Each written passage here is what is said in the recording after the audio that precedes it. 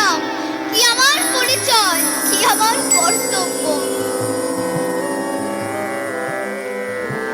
ভগবান যে নাভি কোমল থেকে যে পদ্ম ফুলটা সৃষ্টি করেছিল, ওই পদ্ম ফুলের যে ডাটি, ওই ডাটিটা ধরে যেই না ব্রহ্মাজি, যেই না চতুরানার নিচের দিকে নামছে, সেই ভগবান একটু দৌড়ে পৌঁছে যাচ্ছে। আবার যখন সেই ডাটিটা ধরে অপরের দিকে উঠছে, শুধু চারিদিকে শুধু জল আর ওই পদ্ম ফুল। এইভাবে ব্রহ্মাদি সে পদ্ম ফুলের ডাটিটা ধরে 10,000 বছর ওঠা নামা করেছিল। একদিন ব্রহ্মাদি সে পদ্ম ফুলের উপর বসে আছে, আর সেদিন খুব মৃদু মৃদু বাতাস বইছে। পদ্ম ফুলের পাপড়িগুলো নড়ছে এবং একটা শব্দ উচ্চারণ হচ্ছে, তপ তপ তপ তপ। তখন ব্রহ্মাদি মনে মনে ভাবলেন, তাহলে আমাকে তপস্যা করতে হবে। ব্রহ্মাদি ভগবানের কঠিন তপস্যা। ভগবান প্রকট হলেন।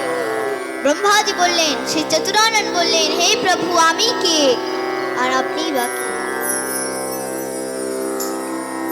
তখন ভগবান বললেন, হে চতুরানন, আমি ব্রহ্ম আর তুমি আমার পুত্র ব্রহ্মা। ব্রহ্মর পুত্র ব্রহ্মা। তখন ব্রহ্মা বললেন, তাহলে প্রভু আমার জন্য কি আদেশ? ভগবান বললেন, যাও, তুমি সৃষ্টি রচনা করো, তুমি সৃষ্টি করো। ব্রহ্মাজি হাত জোর করে বললেন, হে প্রভু, আমি কিভাবে সৃষ্টি রচনা করব? আমার মধ্যে তো সে জ্ঞান নেই, সে বুদ্ধি নেই, তাহলে আমি কিভাবে সৃষ্টি রচনা করব? তখন ভগবানের 4টি শ্লোকের দ্বারা ব্রহ্মাজিকে উপদেশ করলেন।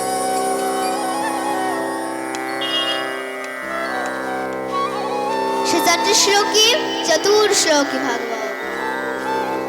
অহমেবা সমেবা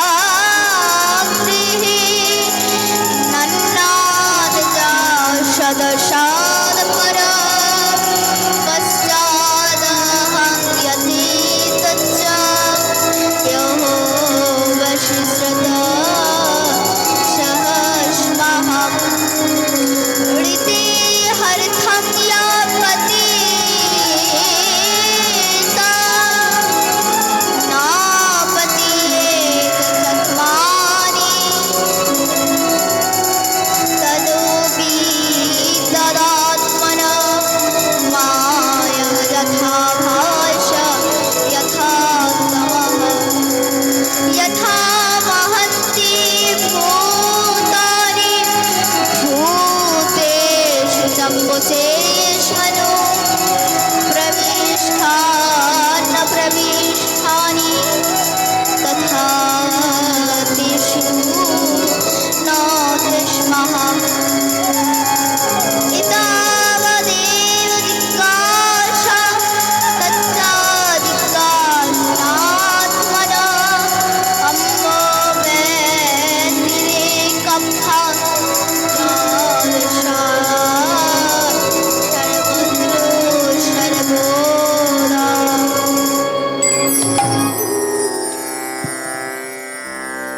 এই 4টি শ্লোকের দ্বারা ভগবান ব্রহ্মাদিকে উপদেশ করলেন এবং ব্রহ্মাদি প্রথম সৃষ্টি করলেন 4 কুমার,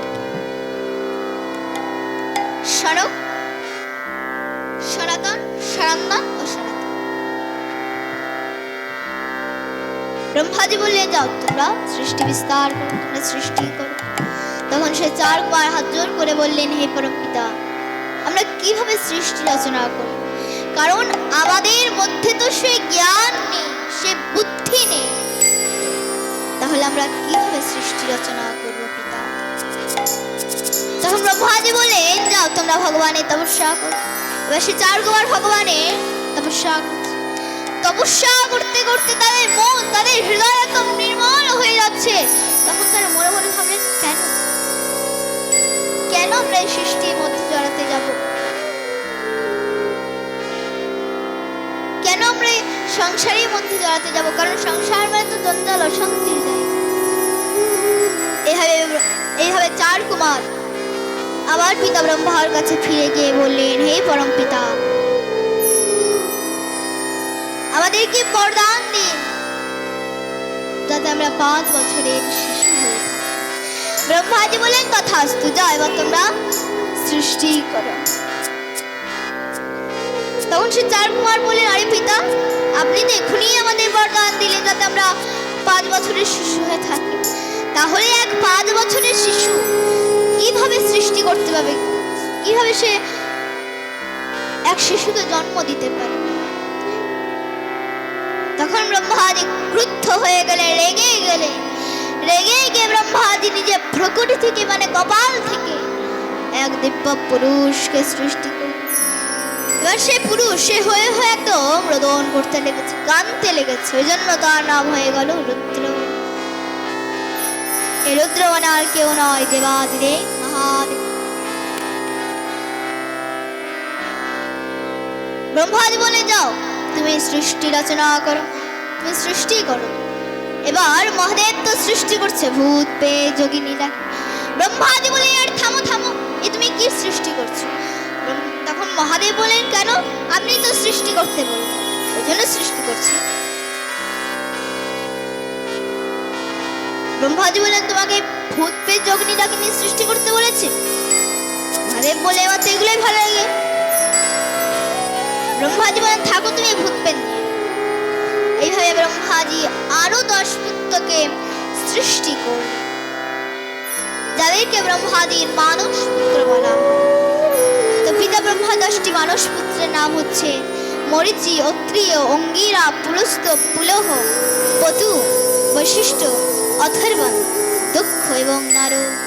নারদ একদম প্রথমে স্যালেন্ডার হয়ে গেল, হে পরম পিতা, আমি সংসারের মধ্যে জড়াতে যাব, আমি সৃষ্টির মধ্যে জড়াতে যাব, আমি চললাম হরিভজন করতে। এবার নারদ তো চলে গেল হরিভজন করতে। বাকি যে 9 পুত্র ছিল তাদেরকে ব্রহ্মাজি বললেন, যাও তোমরা সৃষ্টি রচনা করো, তোমরা সৃষ্টি করো। তখন সে 9 কুমার বললেন, হে পরম পিতা, আমরা কিভাবে সৃষ্টি রচনা করব? কারণ যতক্ষণ না পুরুষের সঙ্গে প্রকৃতি মিলন না হবে, প্রকৃতি মানে নারী, যতক্ষণ না পুরুষের সঙ্গে নারীর মিলন না হবে ততক্ষণ পর্যন্ত সৃষ্টি করা যাবে না। এভাবে ব্রহ্মাদি এক নারী এবং এক পুরুষকে সৃষ্টি করলেন। ব্রহ্মাদি বলেন, যাও তোমরা সৃষ্টি রচনা করো, তোমরা সৃষ্টি করো, তোমরা সৃষ্টি করো। এবার সে মনুষ্যদের অবতার, পৃথিবী আর খুঁজে পাচ্ছে না। আরে পৃথিবী কোথায় গেল? পৃথিবী কোথায় গেল? আর কোথাও পৃথিবীতে খুঁজে পাচ্ছে না, কোথাও খুঁজে পাচ্ছে না পৃথিবী। আবার পিতা ব্রহ্মার কাছে ফিরে এসেছে, হে পরম পিতা, আমরা পৃথিবী মাতাকে অনেক খুঁজেছি কিন্তু কোথাও পাইনি। ব্রহ্মাজি তো চিন্তায় পড়ে গেলেন, আরে পৃথিবী কোথায় গেল? পৃথিবী কোথায় গেল? আসলে হয়েছে কি না, হিরণ্যাক্ষ বলে এক অসুর ছিল, সে গোটা পৃথিবীকে নিয়ে গিয়ে রসাতলে ঢুকে দিয়েছে। এভাবে ব্রহ্মাজি চিন্তন করছে, চিন্তন করতে করতে ব্রহ্মাজি একটা হাঁচি, হাচ্চ করে হাঁচি, আর সে হাঁচির সাথে সাথে ব্রহ্মাদির নাসিকা থেকে এক বরাহ প্রকট হলেন এবং সে প্রকট হতে বিশাল রূপ ধারণ। তোমায় বরাহ মানে শুকর, তাই বরাহ অন্য কেউ নয়, সাক্ষাৎ ভগবানের অবতার। বলি বরাহ ভগবানের কি জয়। ব্রহ্মাজি মনে মনে ভাবলেন, যাক বাবা, বাইরে বড় হয়েছে, ভিতরে বড় হলে তো একদম নিতাই গৌর হল। এদিকে নারদ মুনি ভগবানের নাম করতে করতে বিচরণ করছে। তো কি বলি গো মা? নারায়ণ নারায়ণ নারায়ণ শ্রীমান নারায়ণ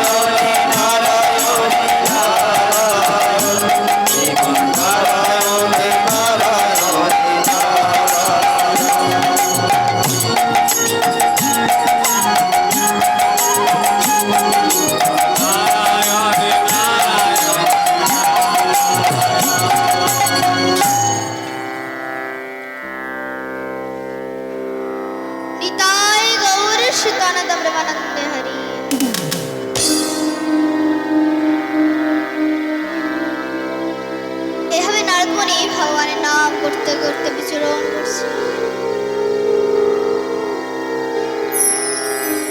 সেই সময় হিরণ্যাক্ষের সঙ্গে দেখা। হিরণ্যাক্ষ বললেন, নাথমণি, শুধু কি নারায়ণ নারায়ণ করবেন নাকি আমার সঙ্গে একটু যুদ্ধ করবেন? তো দেখবেন যারা অসুর হয় তাদের এরকম আচরণ। এখানে শাস্ত্র একদম স্পষ্ট রূপে বলে দিয়েছে, এটা আমি বলছি, একদম শাস্ত্রতে লেখা আছে। নবং দুষ্কৃতি মার পবদ্দন্তে নারাধা মামা ইয়া পরিত্রাগায় অসুরম ভবদাস। যারা অসুর হয় তাদের এরকম আচরণ। এই জগতের সব জিনিসের অভিমান হয়ে যায়। যেমন বলের অভিমান, অর্থের অভিমান, রূপের অভিমান, গুণের অভিমান, ঠিক তেমনি হিরণ্যাক্ষের বলের অভিমান। তখন নারদমণি বলছে, দেখো আমি তো একজন সাধারণ মণিভোগ, তো আমি তোমার সঙ্গে কিভাবে যুদ্ধ করব? তবে যাও যমুনা তটে যাও, ওখানে একজন বরাহ ঘুরে বেড়াচ্ছে। কেন? নারদমণি তো জানেন যে ভগবান বরাহ অবতার নিয়ে নিয়েছে। তাই আজকে নারদমণি বলছে, যাও যমুনা তটে যাও, ওখানে এক বরাহ ঘুরে বেড়াচ্ছে, তুমি তার সঙ্গে কি যুদ্ধ করো? হিরণ্যাক্ষ বলেন, কি আমি বরাহর সঙ্গে যুদ্ধ করবো? এদিকে ভগবান দুই দন্তের দ্বারা পৃথিবী মাতাকে উদ্ধার করে নিয়ে আসছেন, রসাতল উদ্ধার করে নিয়ে আসছেন। সেই সময় হিরণ্যাক্ষ এসে হাজির। হিরণ্যাক্ষ বলেন, এই তুমি আমার পৃথিবীকে নিয়ে কোথায় চললে? ভগবান বললেন, তোর পৃথিবী? পৃথিবী হচ্ছে আমার নিত্য পত্নী। পৃথিবী আমার ছিল, পৃথিবী আমার আছে, পৃথিবী আমার থাকবে। আর ভগবান কখন হাসেন জানে? যখন এই পৃথিবী মাতাকে নিয়ে ভাগাভাগি করা হয়। ওই জমিটা তোর, এই জমিটা আমার, ওই জমিটা তোর, এই জমিটা তোর, তখন ভগবান হাসেন। তখন ভগবান মনে মনে ভাবেন, জানি তুই কার পৃথিবীকে নিয়ে ভাগাভাগি করছিস? ওই জমিটাকে এক চুল সরাবার ক্ষমতা নেই, শুধু কাগজে নামটাই রাখানো হবে, কিন্তু জমিটাকে এক চুল সরাবার ক্ষমতা নেই।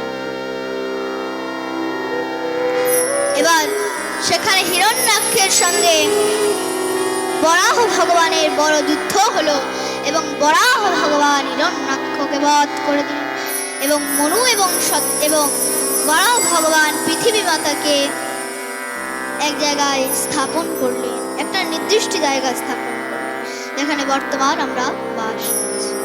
এবার মনু এবং শতরূপা পৃথিবীতে এসে খুব সুন্দর করে বংশ বিস্তার করলেন।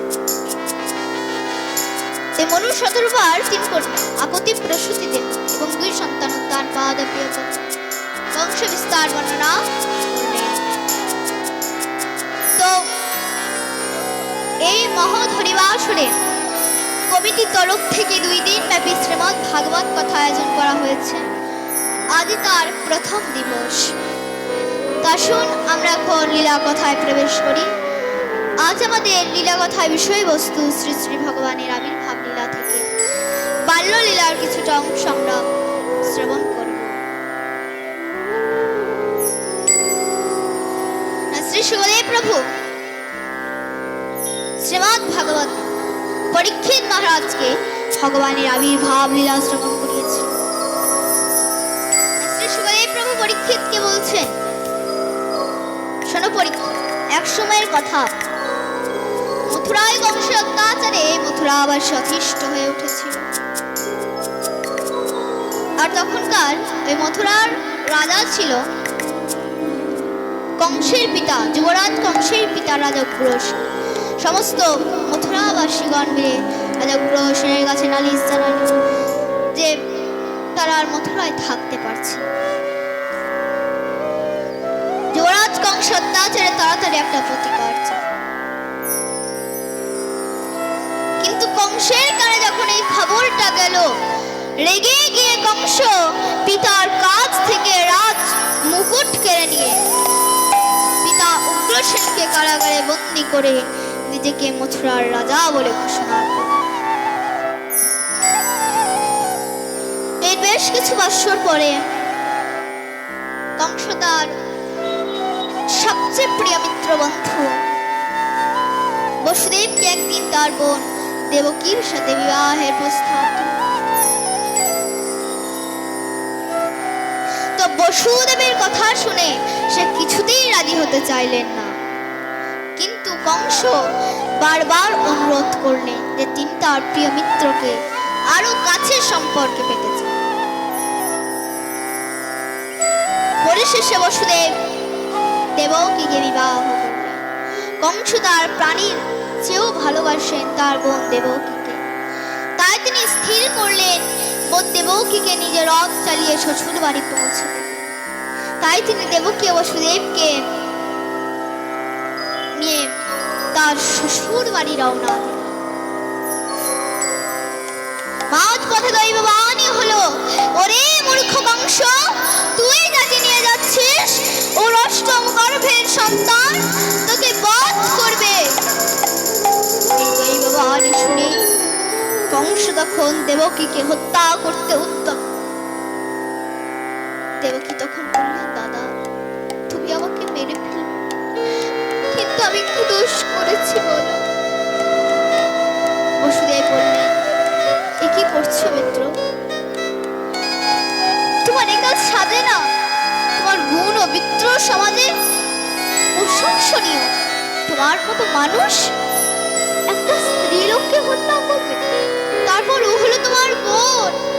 আকাশবাণীতে যা বলল তাতে দেবকীর থেকে তোমার কোনো ভয় নেই, ভয় ওর অষ্টম গর্ভের সন্তান থেকে।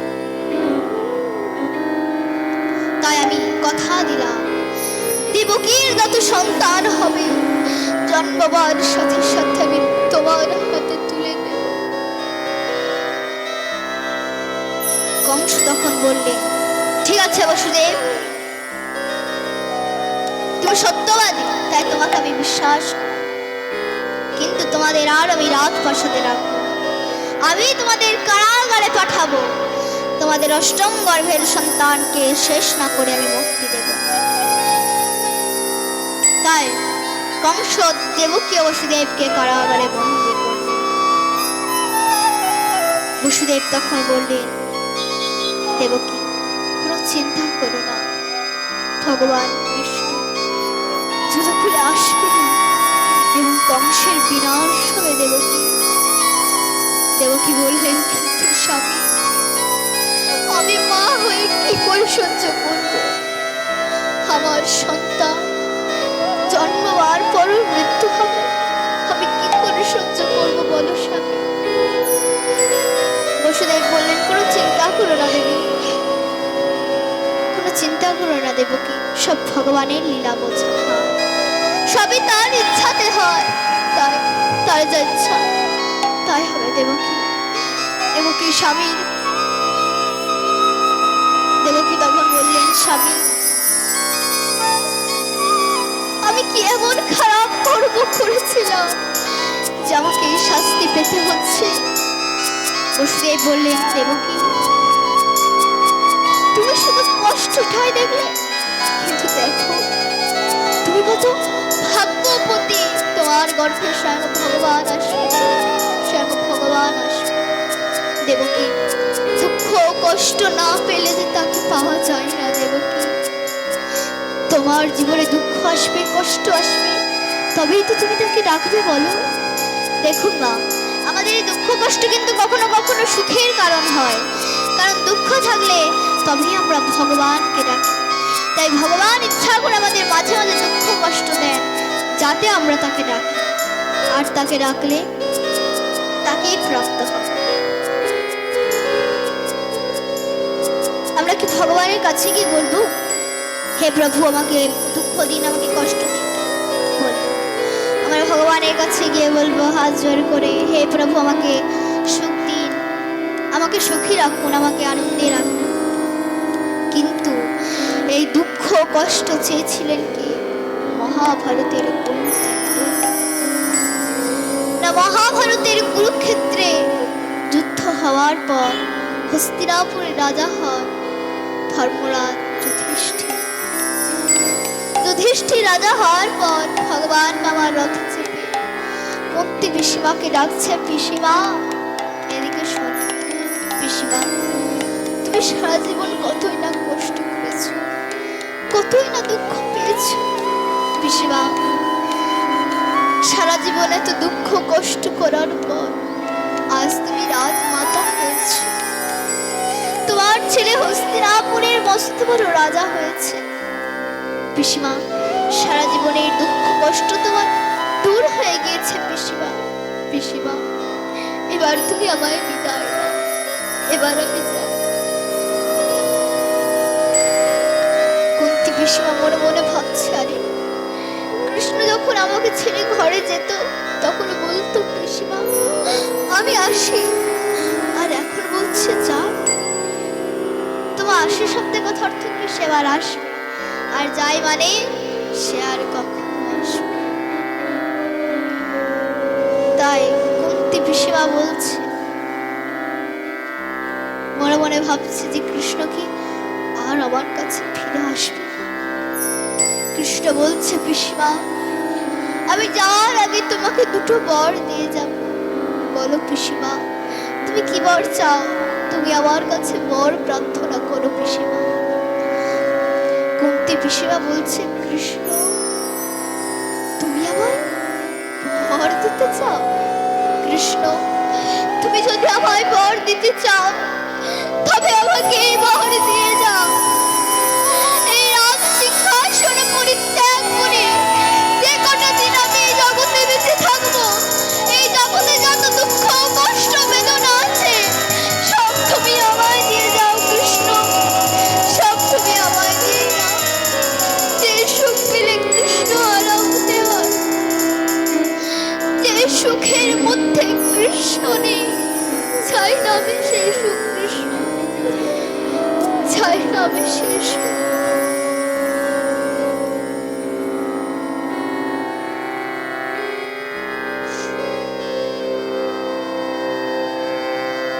পাশে দাঁড়িয়ে আছে ভীম।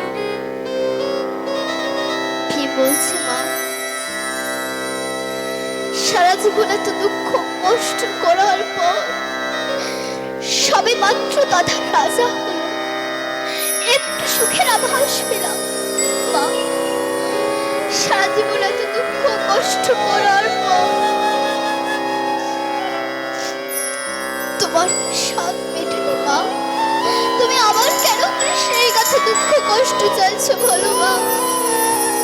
কুন্তী পিসিমা বলছে, ওরে ভীম এতদিন দুঃখ কষ্ট ছিল বলে কৃষ্ণ আমাদের সাথে ছিল, তোদের সাথে বন্ধুর মতো ছিল। আর একটু সুখের আভাস পেতে না পেতে কৃষ্ণ আমাদের ছেড়ে চলে যাচ্ছে বাবা। বল বাবা, ওই রাজ সিংহাসনে বসে কৃষ্ণকে হারানো ভালো না কৃষ্ণকে সাথে নিয়ে জঙ্গলে থাকা ভালো? বল বাবা। কুন্তী পিসিমা যুধিষ্ঠিরকে বলছেন, যুধিষ্ঠির নেমে আয় বাবা সিংহাসন থেকে, ওই সিংহাসনে বসলে যে সারা জীবনের মতো কৃষ্ণ হারা হতে হবে। এত বড় ত্যাগ দেখে ভগবান আমার রথ থেকে নেমে কুন্তী পিসিমাকে জড়িয়ে ধরে বলছে, পিসিমা তুমি আমায় এত ভালোবাসো যে আমার জন্য তুমি রাজ সিংহাসন ত্যাগ করতে চাও। পিসিমা আমি তোমার ভালোবাসায় বাধা পড়ে গেলাম। পিসিমা এবার যখনই তুমি আমায় ডাকবে, স্মরণ করবে, আমি তোমার কাছে চলে আসবো। পিসিমা আমি তোমার কাছে চলে আসবো। তাই মা ভগবানকে পেতে গেলে কিছু ত্যাগ করতে হয়, ত্যাগ না করলে মা ভগবানকে পাওয়া যায় না। তাই আজকে দেবকী প্রথম সন্তানের জন্ম দিয়েছে, আর এই খবর পৌঁছে গেল কংসের কানে। কংস এসে দেবকীকে বলছে, দেবকী দে তোর সন্তানকে আমার, দে বলছি, আমার হাতে তুলে দে। দেবকী বলছে, না আমার সন্তানকে আমি কিছুতেই দেব না, না আমার সন্তান আমারই থাকবে, আমি কিছুতেই দেব না। কংস তখন বললে,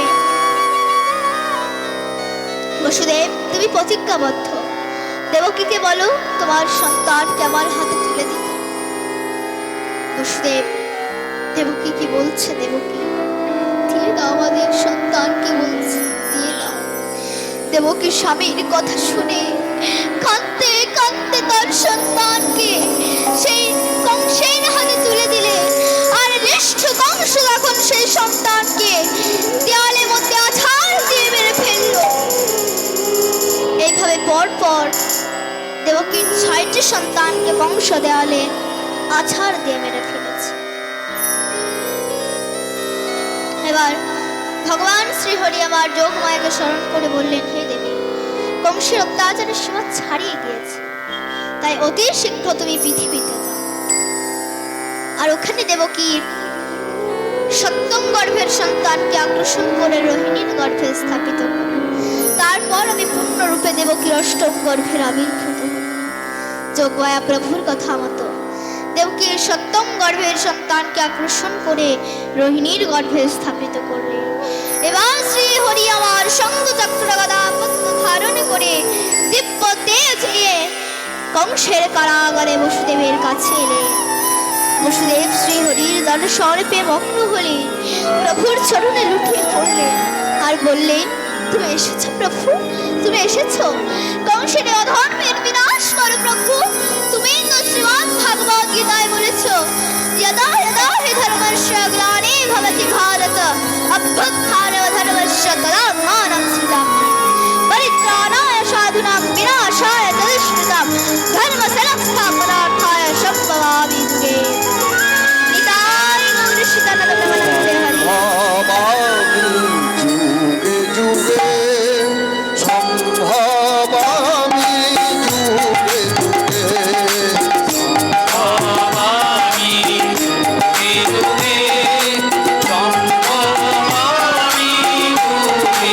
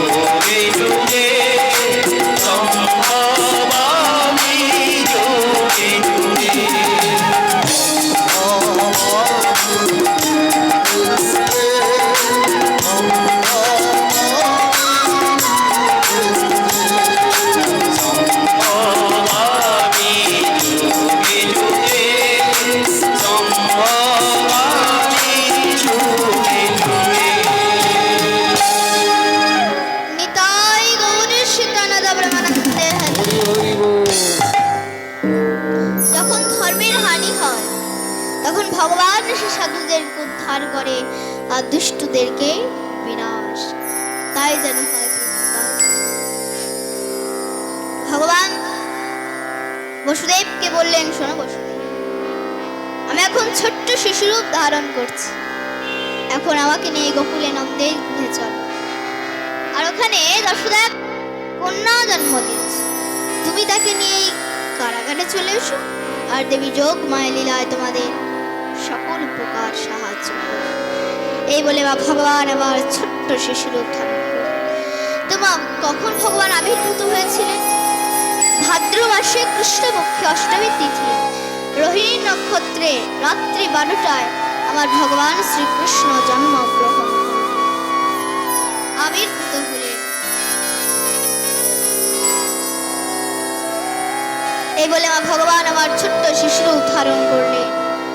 আর দেবী যোগ মায়ার দ্বারা বসুদেবের হাতে পায়ে শিকল খুলে গেল, কারাগারের দরজা খুলে গেল, পাহরেরা সব নিদ্রামগ্ন হয়ে গেল। ভগবান জন্ম নিলেন, ওপর থেকে দেব দেবীগণ প্রভুর শিশুর দর্শন করে পুষ্প বৃষ্টি করতে লাগলো। নিতাই গৌর সীতানাথ প্রেমানন্দ। পাহরেরা সব নিদ্রামগ্ন হয়ে আছে। এমন সময়ে বসুদেব ভগবানকে একটা টকরির মধ্যে রেখে মাথায় করে নিয়ে চলল। এবার বসুদেব যখন যমুনার কাছে এসেছে, সে ভাবছে এখন আমি কি করে যমুনা পার হব। তখন দেখতে পেল যে একটা শিয়াল পেরিয়ে যাচ্ছে। বসুদেব মনে মনে ভাবছে, শিয়াল যখন পেরোতে পারছে তাহলে আমি পেরোতে পারবো না। এই বলে সে শিয়ালের পিছন পিছন হাঁটতে লাগলো। তো মা ওই শিয়াল আর কেউ ছিল না, যোগ মায়া ছিল। এবার বসুদেব ভগবানকে নিয়ে গোকুলে নন্দের গৃহে গেলেন এবং ওখানে ভগবানকে রেখে দিয়ে সে কন্যা সন্তানকে নিয়ে আবার মথুরায় কারাগারে ফিরে এলেন।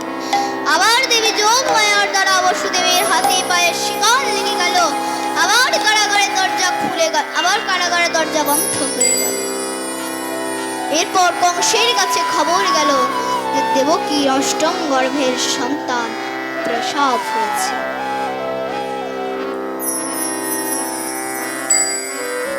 এই শুনে কংস দৌড়ে কারাগারে এসে দেখলেন যে দেবকীর কন্যা সন্তান হয়েছে। তখন কংস হুঙ্কার দিয়ে বললেন, কি করে সম্ভব? দেবকীর অষ্টম গর্ভের সন্তান তো পুত্র হবার কথা ছিল, কিন্তু এটা তো দেখছি কন্যা সন্তান। তবে যাই হোক না কেন, আমি একেই হত্যা করব। এই বলে দেবকীর হাত থেকে সেই সন্তানকে ছিনিয়ে নিয়ে যেই না দেয়ালের মধ্যে আছাড় মারতে যাবে, অমনি সেই সন্তান হাত থেকে ওপরের দিকে উঠে দৈববাণী করলো, অট্টহাস্য করে বলতে লাগলো, যোগ মায়া রূপ ধারণ করতে বলতে লাগলেন, ওরে মূর্খ কংস, তোরে বধিবে যে গোকুলে বাড়ি ছেড়ে, মানে তোকে যে বধ করবে সে গোকুলে জন্ম নিয়ে নিয়েছে। এদিকে নন্দনে ভগবান শ্রীকৃষ্ণের জন্মোৎসব খুব ধুমধাম করে পালন হচ্ছে। একই তো মা যশোদা নন্দবা বৃদ্ধ বয়সে সন্তান হয়েছে, আর বৃদ্ধ বয়সে সন্তান হলে একটু বেশি আনন্দ। তো আসুন আজকে আমরা গোকুলে গিয়ে গোকুলবাসীদের সঙ্গে একটু নৃত্য করি।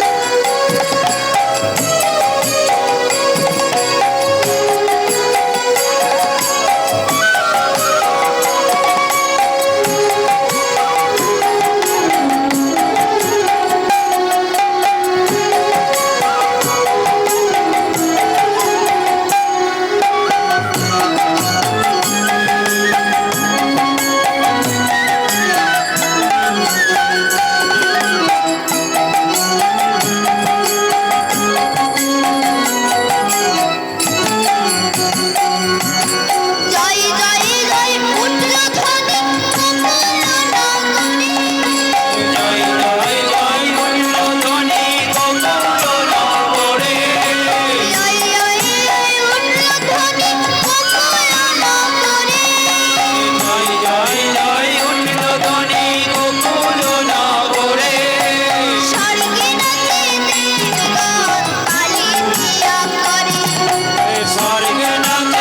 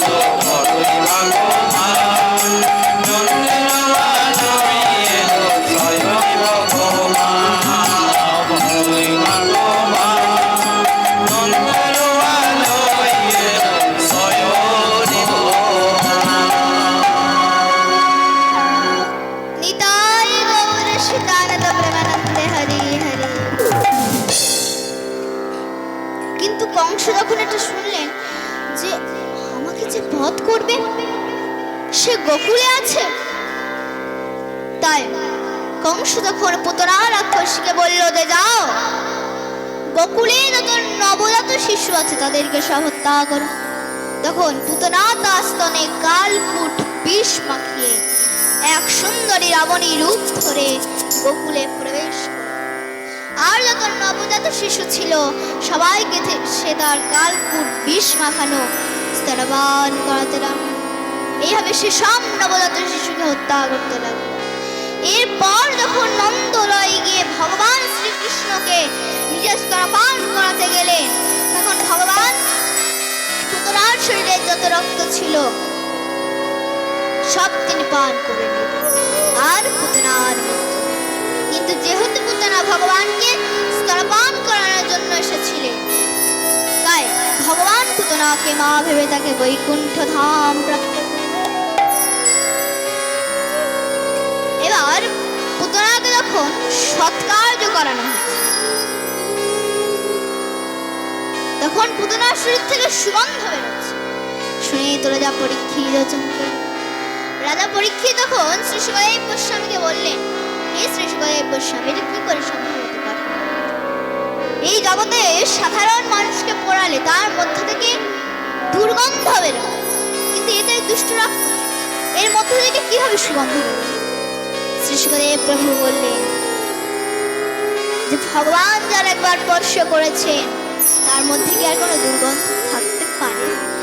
তারপর ভগবান আবার পুতনার স্তনপান করেছেন, ভগবান পুতনার স্তনকে প্রসাদী করেছেন, তাহলে তার মধ্যে কি আর কোনো দুর্গন্ধ থাকতে পারে? তোমা এই পুতনা আগের জন্মে কার মেয়ে ছিলেন এবং নাম কি ছিল? বলি মহারাজের কন্যা ছিল, নাম ছিল রত্নমালা। ভগবান যখন বামুর অবতার নিয়ে সে বলির কাছে কিছু দান চাইতেন, তখন রত্নমালা মনে মনে ভাবলেন, আহা এরকম যদি আমার পুত্র হতো আমি নিজে স্তনপান করাতাম। অন্তর্যামী ভগবান বুঝতে পারলেন, মনে মনে কথা দিয়ে দিলেন যা তোর আশা পূর্ণ হবে। এইভাবে ভগবান যখন 3 পায়ে বলির কাছ থেকে সব হরণ করে নিলেন, তখন রত্নমালা মনে মনে ভাবলেন এরকম যদি আমার পুত্র হতো আমি স্তনে বিষ মাখিয়ে ওকে খাইয়ে মেরে। অন্তর্যামী ভগবান বুঝতে পারলেন, মনে মনে কথা দিয়ে দিলেন যা তোর এই আশা পূর্ণ হবে। তাই এই জন্মে রত্নমালা পুতনা হয়ে জন্মগ্রহণ করলেন এবং ভগবান সে পুতনা স্তনপান করলেন।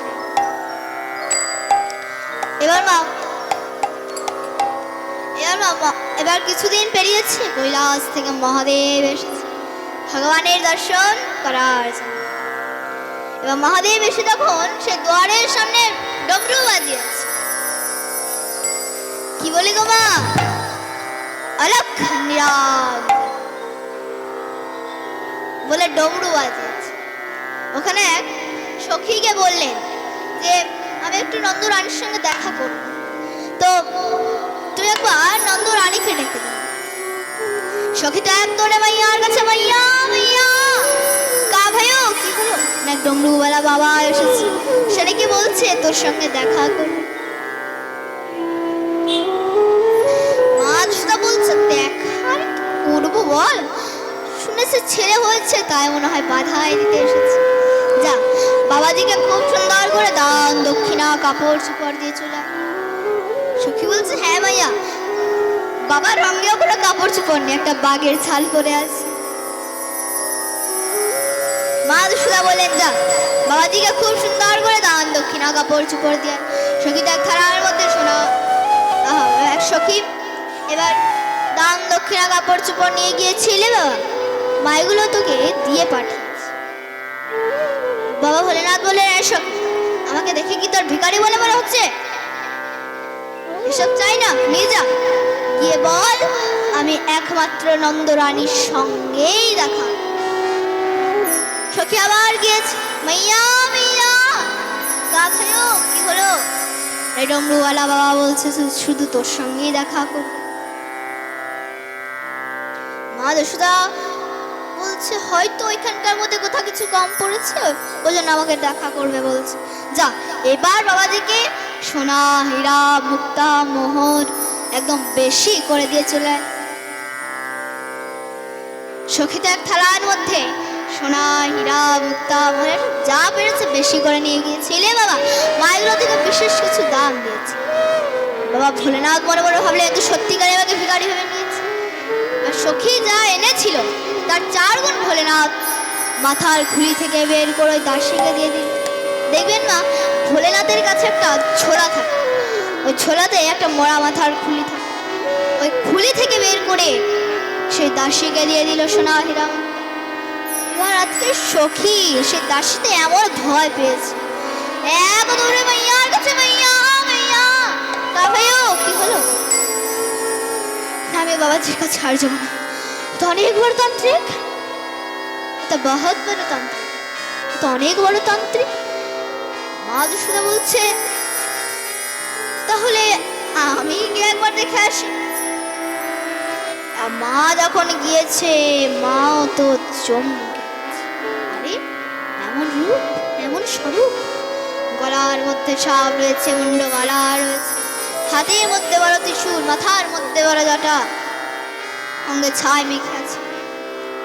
কারণ মহাদেব এরকম ভাবে সেজে থাকে, কারণ মহাদেবের আসল স্বরূপ হচ্ছে কর্পূর করুণাবতারম সংসার সারম ব্রজনন্দহ। মহাদেব কর্পূরের মতো ফর্সা, খুব সুন্দর দেখতে মহাদেব।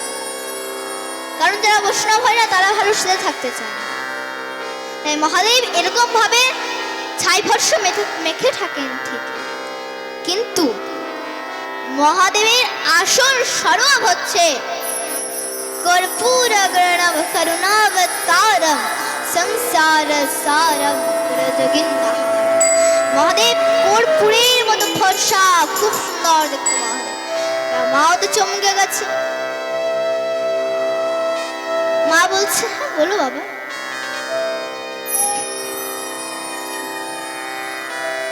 ভোলেনাথ বললেন মাইয়া আমি অনেক দূর থেকে এসেছি, আমি কৈলাস থেকে এসেছি তোর আল্লাহর দর্শন করার জন্য। একবার তোর আল্লাহর দর্শন করিয়ে দে। আগে তো একবার ছেলেকে পুনর করে দিয়েছিল, সেই থেকে মার ছেলেকে বের করে না।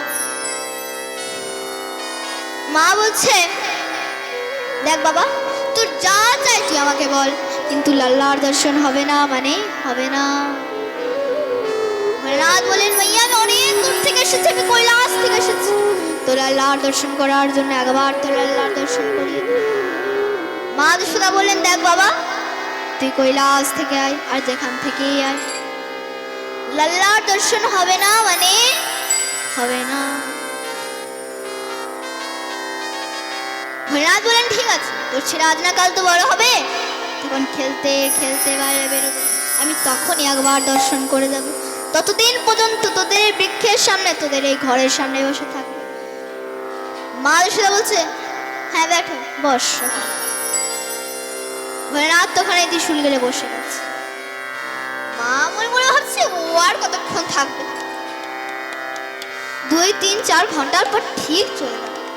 কিন্তু মা কি আর জানে এই যোগী সাধারণ যোগী, এই যোগী আদি যোগী মহাযোগী।